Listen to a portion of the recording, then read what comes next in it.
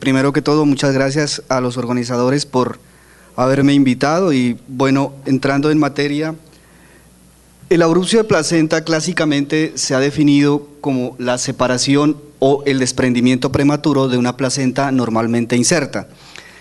Cabe resaltar aquí que en un gran porcentaje de las placentas previas sufren algún grado de separación previa al parto, pero esto desde el punto de vista clásico de la definición no aplica para denominar como abrupcio de placenta. Tenemos que tener per se una placenta que haya estado normalmente inserta durante el curso de la gestación. Ese abrupcio de placenta puede ser básicamente manifiesto, es decir, cuando vemos sangrado vaginal, vemos presencia de hemorragia vaginal, o puede ser un abrupcio oculto, es decir, aquel que produce un hematoma retroplacentario que conlleva a un gran sangrado interno, a un shock hipovolémico generalmente de la paciente y a una muerte fetal. Puede ser obviamente también este abrupcio de placenta total, es decir, la placenta se desprende completamente de la pared uterina, o puede ser un abrupcio o una separación parcial. Epidemiológicamente hablando, sobre el abrupcio de placenta, se calcula que más o menos el 1% de todos los nacimientos presentan algún grado de abrupcio de placenta. Obviamente hay algunas variaciones tanto étnicas, raciales y geográficas. Es así como, por ejemplo, se menciona que en los países nórdicos esa prevalencia o esa incidencia del abrupcio de placenta es mucho menor y es mucho mayor en los países afrocaribeños. Se menciona cómo el abrupcio de placenta conlleva una alta tasa de morbimortalidad perinatal, ya que es responsable de más del 10% de los partos prematuros. Cabe resaltar aquí que de todos esa tasa de partos prematuros, hay un gran porcentaje que es per se el abrupcio, es decir, aparece la entidad y desencadena un parto prematuro. O lo que generalmente sucede es que el mismo diagnóstico conlleva a una cesárea de emergencia y por lo tanto se está contribuyendo a la prematurez con los partos iatrogénicos o médicamente indicados de estos embarazos. Digamos que esa es la gran importancia de esta entidad, esa es el gran impacto que causa en la obstetricia en la actualidad. Vemos como por ejemplo en el estudio poblacional una corte en Estados Unidos de más de 7,5 millones de pacientes, una tasa de mortalidad perinatal de 119 por 1000 nacidos vivos, cuando en el grupo control sin esta entidad la mortalidad no alcanzaba el 8 por 1000 nacidos vivos. Básicamente aquí es para mostrarles cómo esa mortalidad perinatal se incrementa enormemente cuando estamos ante un abrupcio de placenta y un grupo control con un embarazo normal. Se menciona en casi todos los textos y las revisiones que se hacen sobre la patología la asociación o los factores de riesgos presentes y los cuales debemos tener presentes en toda paciente obstétrica para poder hacer un diagnóstico o una sospecha clínica temprana.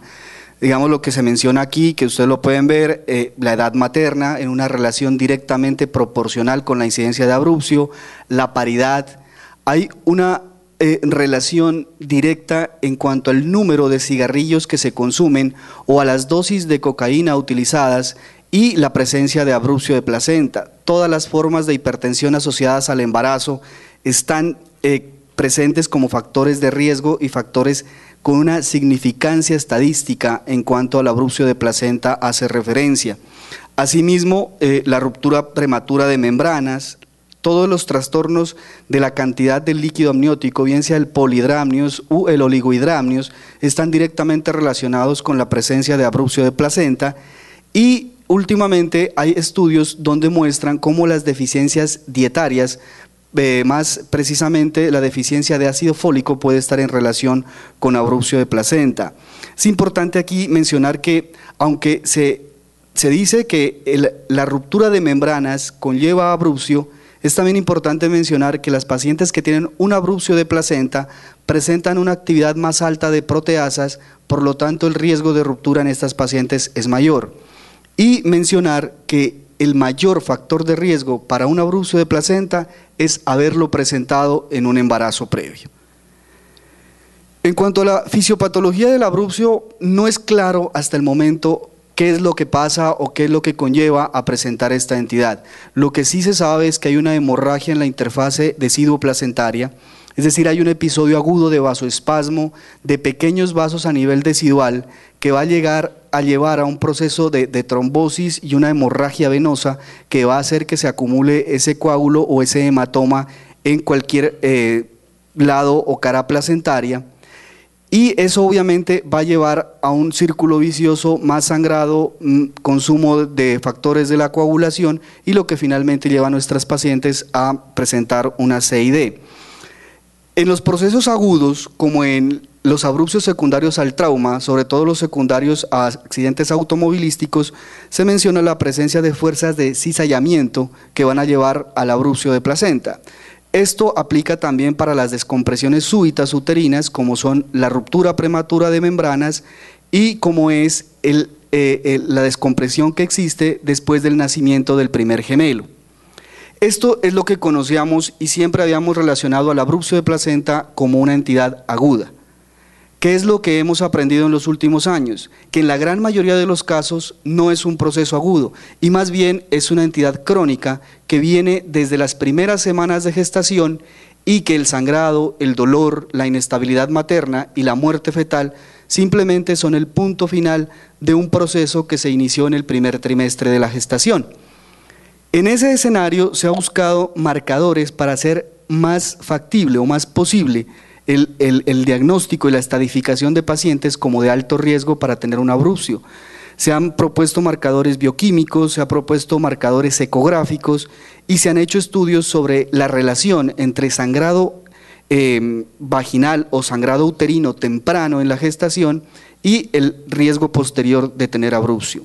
Entre los marcadores bioquímicos vemos como el 1% de todos los embarazos que son cariotípicamente normales, estructuralmente normales, tienen elevación de los niveles plasmáticos de alfa-fetoproteína y se ha relacionado esa elevación de alfa-fetoproteína con resultados obstétricos, resultados perinatales deficientes. Estamos hablando de parto prematuro, de abrupcio de placenta y de trastornos hipertensivos. Lastimosamente, aunque se ha estudiado desde ya hace varios años, ha demostrado que tiene baja sensibilidad y una alta tasa de falsos positivos. Asimismo, elevaciones de la beta-HCG libre en el segundo trimestre se relacionan directamente con malos resultados perinatales. Se ha tratado de demostrar asociación con abrupcio de placenta, pero eso no tiene la evidencia suficiente como para aconsejarlo como una estrategia de manejo clínico.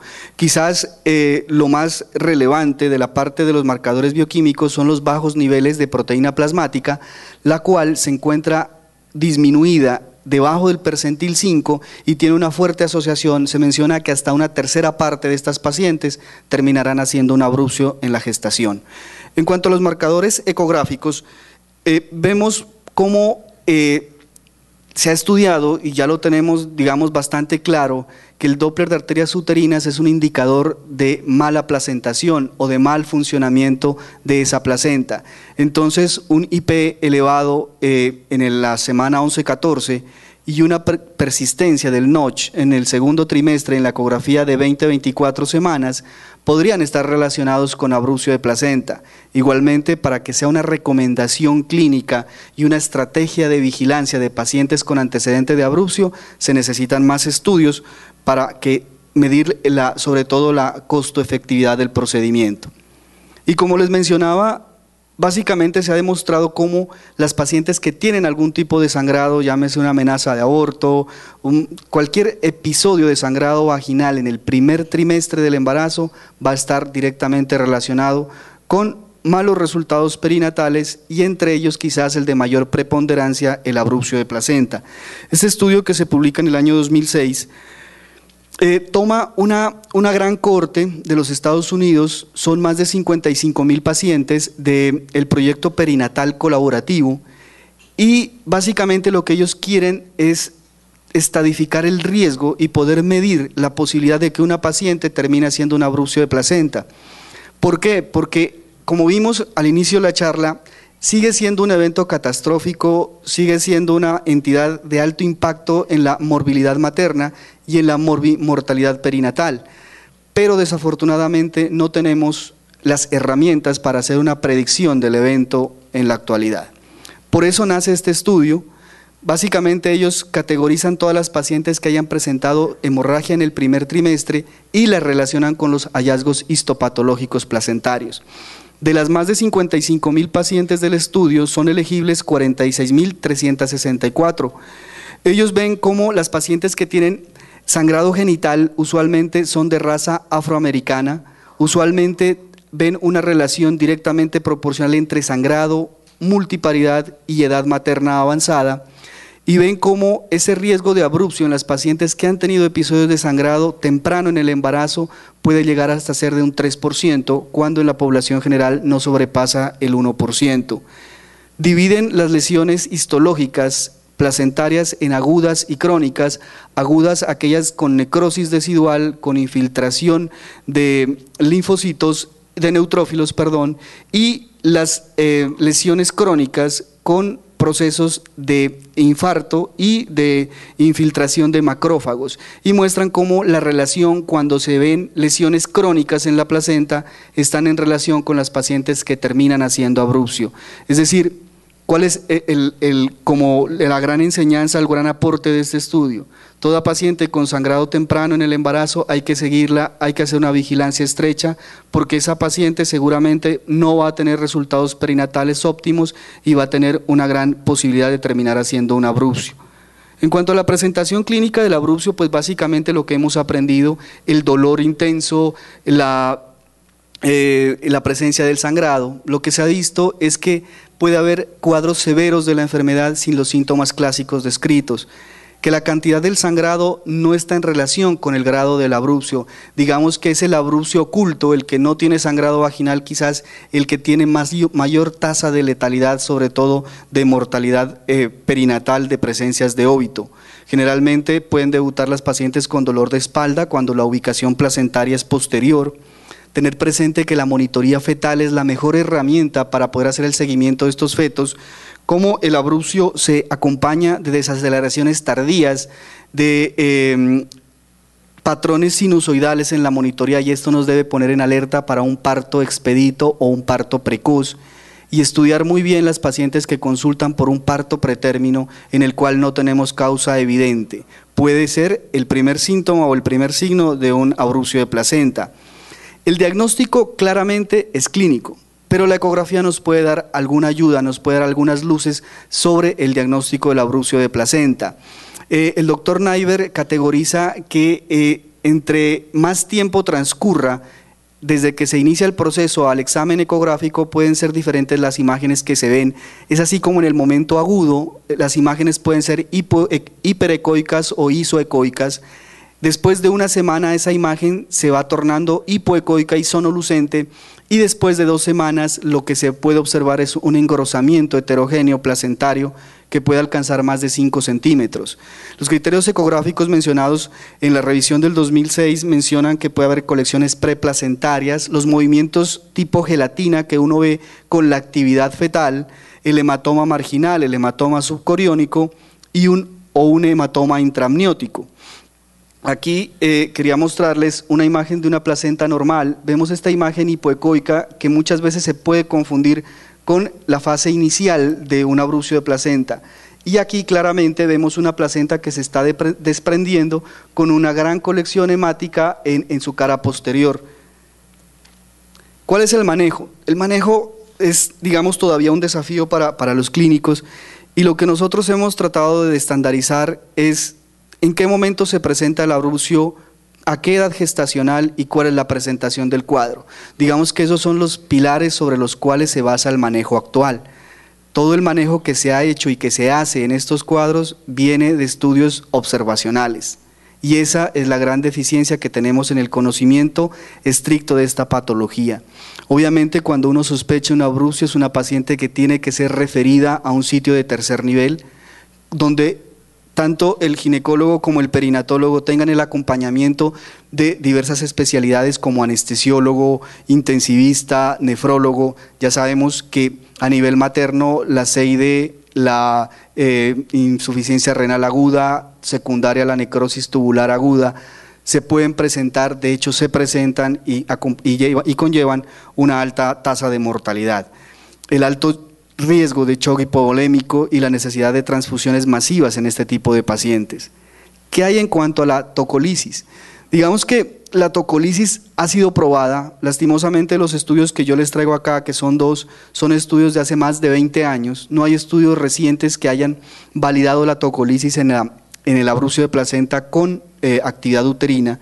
Lo que está claro es que preferiblemente no se deben utilizar los betamiméticos, ya que producen taquicardia y podrían enmascarar un shock hipovolémico de estas pacientes. El primer estudio con 43 pacientes del doctor Bond, él recluta 43 pacientes, inicia manejo tocolítico con diagnóstico clínico y ecográfico de abrupcio con estabilidad materna, y él alcanza un tiempo de expectancia, digámoslo, de 12.4 días. Y el doctor Towers, de 236 casos que estudia de hemorragia en la segunda mitad del embarazo, 131 aplican para el diagnóstico de abrupcio, y a esas 131 pacientes les da el tratamiento con tocolisis, aquellas que tienen actividad uterina manifiesta, y él mejora o da expectancia en un promedio de 29 días. La mortalidad referida por el doctor Towers es de 51 por 1000, y habíamos visto que en las descripciones clásicas esa mortalidad puede llegar hasta 120 o 119 por 1000. Digamos que cuando no hay unanimidad o uniformidad en los criterios diagnósticos o de manejo, uno siempre acude a las revisiones Cochrane. ¿Qué nos dice la revisión Cochrane más reciente sobre las estrategias de manejo para el abrupcio del 2008? Teniendo en cuenta el escenario de que el abrupcio no es, como creamos, un evento agudo, que generalmente viene precedido por unas alteraciones a nivel placentario, que puede ser el fin último de una secuencia de eventos que llevan a esa entidad, al igual que en la restricción del crecimiento, y de ahí la gran asociación que hay de todas estas entidades de origen placentario, es decir, trastornos hipertensivos, abrupcio y trastornos hipertensivos, abrupcio y restricción del crecimiento. ¿Cuáles son las justificaciones del grupo Cochrane para realizar este estudio? Básicamente, como les he mencionado durante toda la charla, la reconocida tasa de complicaciones que acompaña este evento, el alto riesgo de recurrencia, y se quería evaluar medidas de tratamiento más que medidas preventivas. ¿Cuál es el esquema de manejo usual que nosotros tenemos en abrupcio? Básicamente lo que nosotros hacemos es tener un parto precoz, tener transfusiones sanguíneas adecuadas, analgesia para controlar el dolor, monitorización de la condición materna y evaluar la condición fetal. 3 minutos. Lo que busca el grupo Cochrane es ensayos aleatorizados y cuasi aleatorios que informen medidas de resultados, siempre teniendo en cuenta la base de intención a tratar. Buscan mujeres con diagnóstico clínico y buscan cualquier intervención clínica o de otro tipo en este tipo de pacientes o sus bebés. Desafortunadamente, la revisión Cochrane muestra que no hay ensayos que cumplan los criterios de inclusión, que es desalentador, es la conclusión de los autores, que no se disponga de ensayos clínicos de una patología tan preponderante en la obstetricia moderna, y que el tratamiento clínico actual debe depender de conocimientos que no son los obtenidos a través de ensayos aleatorios. Yo quería proponerles este algoritmo de manejo, que es lo que tenemos y lo que podemos hacer en el momento. Cuando tenemos un embarazo a término o cerca del término y el feto está vivo, el feto tiene buenas condiciones, podemos intentar o se debe intentar el parto vaginal, ya que la cesárea implica más morbilidad para la paciente. Si hay contraindicaciones para el parto vaginal o el feto tiene un estado digamos, no estable o hay inestabilidad materna, ese parto debe ser precoz y usualmente se elige la vía alta. Si el feto está muerto, idealmente ese parto debe ser vaginal. Si hay contraindicaciones obstétricas específicas o el progreso del trabajo de parto falla o hay inestabilidad materna, debe llevarse a una cesárea. Y el gran reto, que son los fetos o los embarazos pretérminos, si son menores de 24 semanas hay que medir estabilidad materna y fetal y dependiendo de eso poder definir si hay parto o se da manejo conservador. Si es mayor de 24 semanas, medir la viabilidad y la estabilidad fetal, la estabilidad materna, para en lo posible tener un parto vaginal. Y si el feto está, digamos, estable, hay estabilidad materna, hay reactividad en la monitorización fetal, el manejo debe ser conservador, y ese manejo conservador es dar esteroides, tocolisis cuando esté indicada, una monitorización estrecha, que básicamente el pilar de esa monitorización va a ser la monitoría fetal, y vigilar las curvas de crecimiento fetal. El parto se aconseja después de semana 37. ¿Qué consejería debemos dar a las pacientes en las cuales se haya diagnosticado un abrupcio? Que el incremento en el riesgo es de 15 a 20 veces, es decir, haber tenido un abrupcio marca el pronóstico obstétrico para el embarazo siguiente. En las pacientes que se conozca que son farmacodependientes o que consumen tabaco, suspender obviamente el consumo de estas sustancias, tratar y buscar en forma vigorosa en las pacientes diagnosticadas con abrupcio los trastornos hipertensivos y las trombofilias, y vigilar siempre la curva de crecimiento por la asociación abrupcio de placenta y RCIU. Muchísimas gracias. Gracias a usted.